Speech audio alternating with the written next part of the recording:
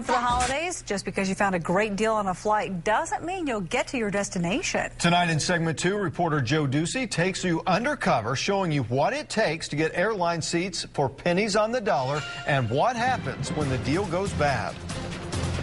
We're undercover with a woman selling discount airline tickets. We hand over $100 cash. She books our flight worth almost double that. Sounds like a great deal, or is it? I went to Craigslist. I tried to get a cheaper flight. There's several different offers.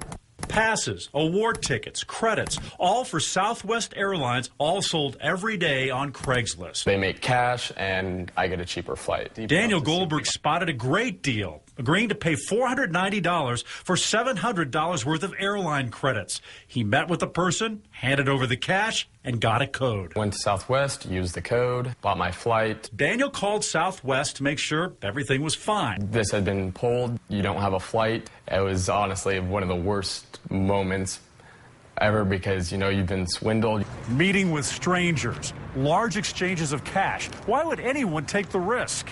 Because of this. Daniel says before he handed over a penny, he had a confirmation number, even an itinerary of his travel plans. Southwest tells the ABC 15 investigators they warned passengers only to buy from Southwest.com. But we found no warning of scams on their website. I was right there. Right at the counter. Kim Stevenson also called Southwest the night before her flight. They said, absolutely, you're all set to fly, Miss Stevenson. She had a family emergency. My stepmother had fell and broke her neck. The seller booked flights for Kim and her son using awards tickets. I had boarding passes for both of us. She checked in and then wired money to the seller. But the morning of her flight, Kim learned she'd been grounded. He goes, well, you'll have to pay for a ticket if you want to fly.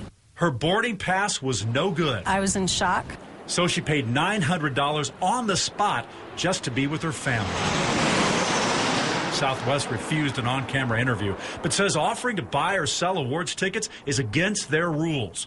We found that buried in their website under Rapid Rewards, then Rules, number 14 of 42. They're allowing them to sell them and to use them. Both Kim and Daniel blame the scammers and themselves, but wonder how Southwest could provide confirmation, even boarding passes, that turned out to be no good. In a statement, Southwest would only say they couldn't comment on specific customer inquiries, but that they regularly work with law enforcement to ensure illegal activities are prosecuted. As for the seller found through Craigslist in this story, it turns out that those tickets are legitimate. But are you willing to take that chance? Southwest is set to change its travel fund policy, but not until late January of next year after your holiday travel plans. Where you